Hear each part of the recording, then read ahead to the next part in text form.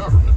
And they came out with a thing last week that said of cities of 50,000 or more, which is the majority of cities that have a name you might recognize, it is Georgetown, Texas, that is the fastest growing city in the United States of America. That's a double-edged sword, but that's quite an accomplishment. It is. I mean, it's one of those lists that it's really nice to be up there. Being number one is, like I said, probably more scary than it is flattering. But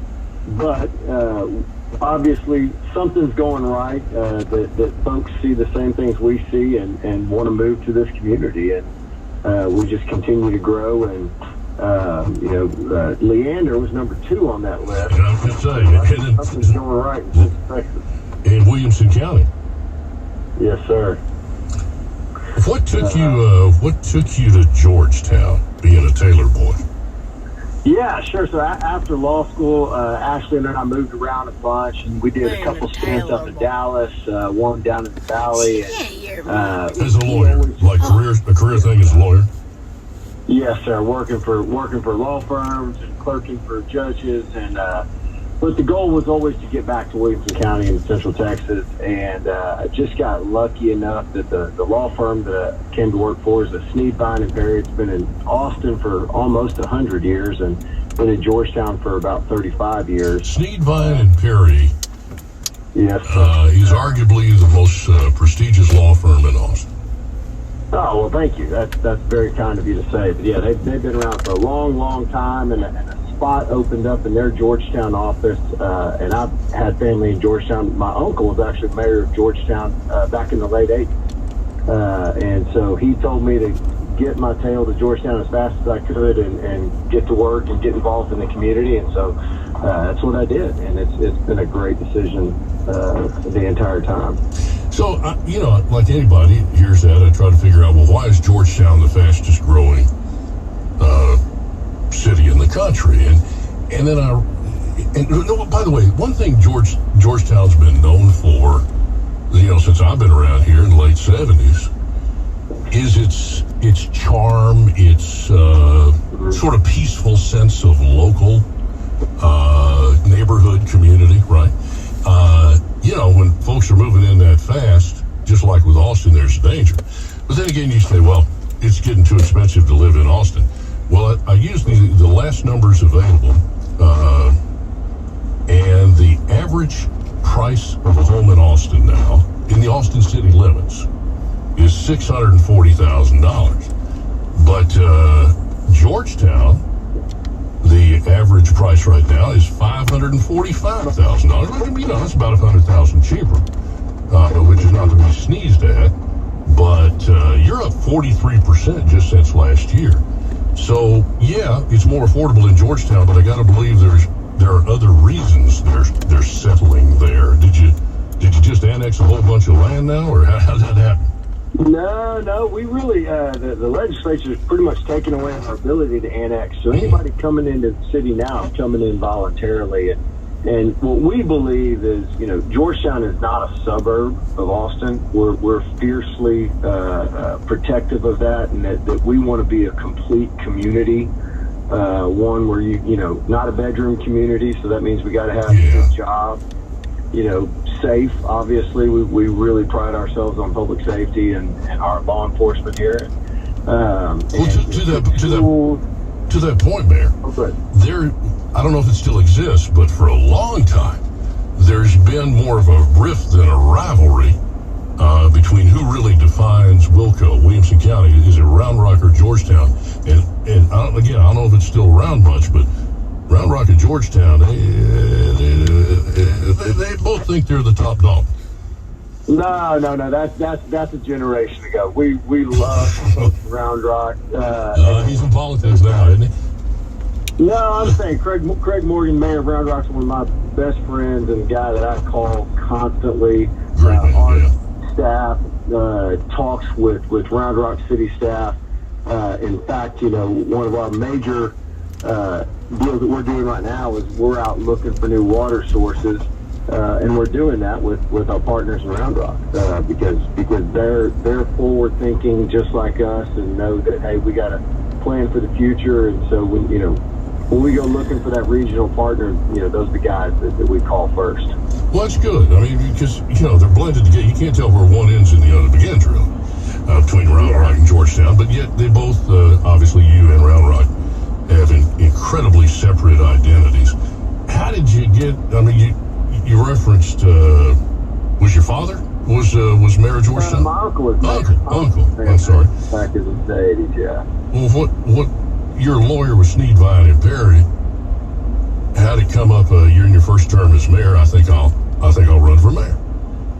Well, I got involved. The first thing I did when I got to town was, just get involved in all the local community stuff, Rotary Club and Chamber of Commerce and nonprofit organizations. And part of my day job is I'm a real estate attorney, and so I spent a lot of time fighting with the city of Georgetown and trying to get real estate projects done and going. And finally, somebody in the city said, hey, why don't you stop fighting us and come work with us if you think you can do this so well. And so I got on the Planning and Zoning Commission. The first night we got yelled at for about 2 hours, and I realized, man, it's a lot harder than I thought.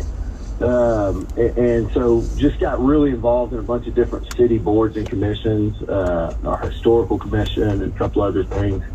And so then when prior mayor decided he wasn't going to run, I decided it was that was the next step to step up and serve the community in that role. Ah, okay. And how tough was your election? I didn't follow it.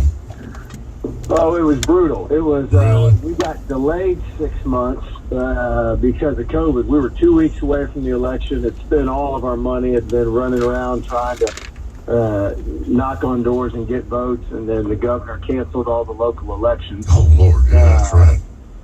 So we got kicked back to November, which was the presidential ballot, and so we were at the bottom of the ballot, and nobody was paying. Way down ballot, yeah. way down. So we had to run year long and run 2 campaigns and run it against Trump and Biden, and so it was not a fun election, but fortunately got it done without having to go through a runoff at 2 opponents. And, well, you caught the fire truck. How do you like it? Oh goodness, that's what I tell people. It's just trying not to mess it up.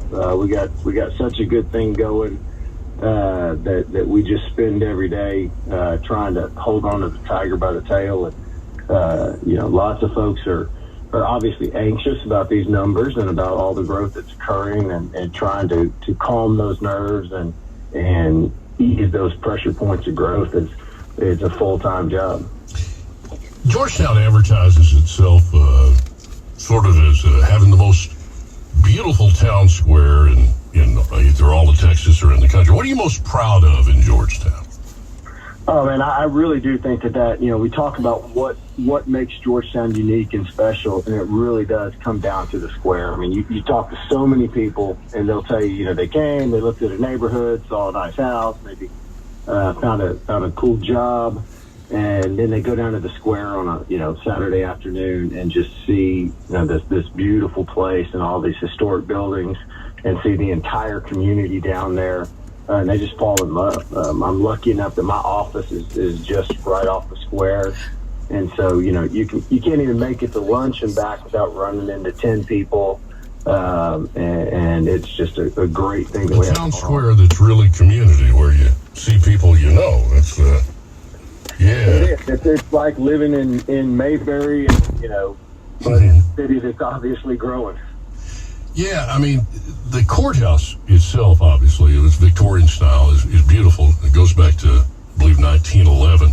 And then the old jail is there, too, right? Of course, that's not, the real jail's kind of across the street over there by Monument Cafe. But you've built in all around there. I remember when Cactus Pryor used to do those commercials for Golds on the square in Georgetown, just a conversation away.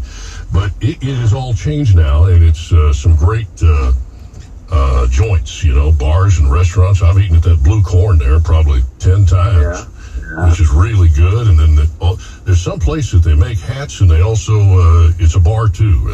I mean, yeah, pretty unique. Peak Creek Outfitters is a bar and outdoor outfitting place, and then Nathaniel's Custom Hats is down there. And I mean, we've been so lucky to have that thriving square, because what it's done is it's allowed us to invest. I mean, there's been probably $50 million invested in the historic buildings because the businesses are thriving. And, you know, when the businesses are thriving, the landlords can reinvest in those properties. And, you know, over the last 7-8 years, it's just been a boom down there. And now it's starting to spread out. You know, the next ring outside the square is now, you know, great restaurants and shops. Lots of cool things going on. Georgetown Mayor Josh Schrader on the line with us this morning. Mayor, one of the things I enjoy about going down that area is there's no parking meters or parking stations. I mean, there may be some now, but here and there. How long before you go to that? Because, man, it's just great to go down there and park and not have to, you know, run down to the corner. Parking has become a major issue down there, and so we just voted to build a free public parking garage. Wow. A block or two off the square, yeah. Free. Absolutely. Man, you're okay. Way to go. Community down there. Man, that's we want folks down there because, you know, in terms of what we talk about all the time is your sales tax per square foot, and that square generates more sales tax per square foot than, you know, any large shopping center, and it's just it's a boom for the city. And so we see parking as a major amenity for that economic, you know, engine that we have. A lot of folks, I think, tend to forget that you also are home to a major higher educational institute, a college, Southwestern, right? Yeah. Yeah, absolutely. They're a great community partner. And they've got a new president who's extremely forward-thinking. Southwestern sits on hundreds of acres of undeveloped land, and they've recently started a program to look into how they can develop that right here in the middle of town into something that can help sustain the university in perpetuity. They've got some really cool plans going on over there. Last week we were talking a lot about hearing rave reviews about a park there that I wasn't familiar with. That's where you and Eric were, Haven. Is that right? What's the name of the park? I saw Eric. Gary Park. You saw Eric? Flatland Cavalry. Yeah. He was on stage for the Troubadour Fest. You were there? Yes, sir. Tell us about that park. What's the name of it? Gary Park. It's a great story. Jack Gary was a Georgetown guy who bought that land back in the 50s and donated it to the city about 10 years ago, and then turned around and donated the money to actually develop the park. And it was supposed to all happen after he passed away. But then as he got closer to the end, he said, well, why in the heck am I waiting to be gone? We do it now. And so he turned over the entire property. It's got a beautiful home on it. And it's, 525 acres. And that festival Saturday was the start of a lot of great things going to happen out there. I mean, it looked like it was just made for something like that. Absolutely. And also in Georgetown, I'm thinking, the Inner Space Cavern. I mean, that's been there forever. Yeah. Man, you lost the candle factory. The candle factory's gone, but you got Inner Space Cavern. Yeah. My kids, all the kids still go on field trips to Inner Space, and it's a great little place for everybody in the community. Well, thanks for helping us get to know Georgetown a little bit better. When you're growing that fast, when you're number one in America, in growth according to the federal government, not some study. How do you preserve all these great things we're talking about, not lose the character and the charm, and yet get bigger and bigger? I think you've got to ease the pressure points of growth. And so, like I said, first and foremost is public safety. And if folks don't feel safe, they don't feel small town charm. Second is you got to build roads, and we've got a large road bond package that we're in the middle of right now that we're blowing through as fast as we possibly can, because sitting in traffic doesn't feel like you just point to Austin as the way not to do it, right? Yeah. Love our folks in Austin, but they've given us a roadmap and hopefully not step on some of those same landmines. But then the others, we're out like everybody in Central Texas right now. We're out hoping to get more water. Water is going to be the one thing that can limit growth in Central Texas, and so we're aggressively doing that. We just started the largest project in the history of the city of Georgetown, $175 million water treatment plant to get more fresh water. And then, we're building out wastewater, and we're trying to attract businesses to town that will help us generate, commercial property tax and sales tax, so that we can keep folks, their home property taxes as low as possible. Our folks in Round Rock have us barely beat on the lowest property tax rate in Central Texas, but we're just right above them, and we're able to do that because of the economic development strategy that we pursued over the last few years.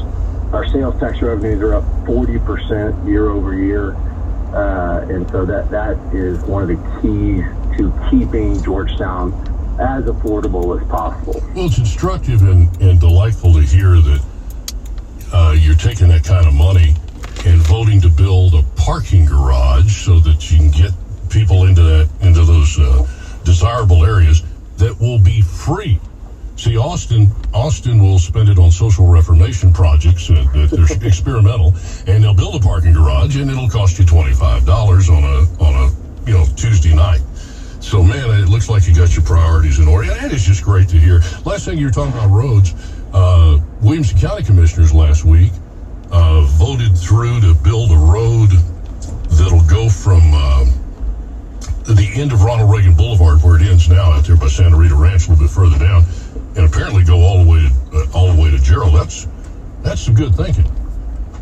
Yeah, that Reagan's going to go from basically Burnett County all the way east to 95 up by Taylor, honestly. Somewhere between Bartlett and Granger, yeah.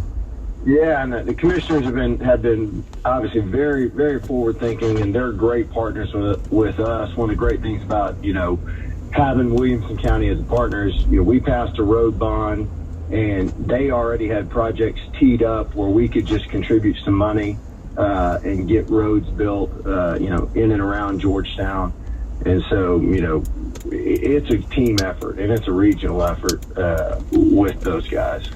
By the way, our daughter is born and raised in South Austin and lived in San Antonio for a while going to college, but other than that, South Austin. She's been living there in Georgetown for the last 3 years. She won't go anywhere else. She loves it. Really? Yeah. Well, we got her. We got Noah Maxwell now. I think we rounded out the team. We got the difference in the neighborhood between where my daughter is and where Noah Maxwell is. Big difference between mine and Mr. Maxwell. Mayor Josh Schrader, great to get to know you. Can we stay in touch and rely on you to keep us plugged in Georgetown, Texas? Absolutely. Great. Call anytime and appreciate everything you guys do. Thank you, sir. Mayor Josh Schrader in Georgetown, America. 7:42, quick break. Information time out. When we come with the Jimmy Carter Report for Monday morning on KOKE FM. Good news is the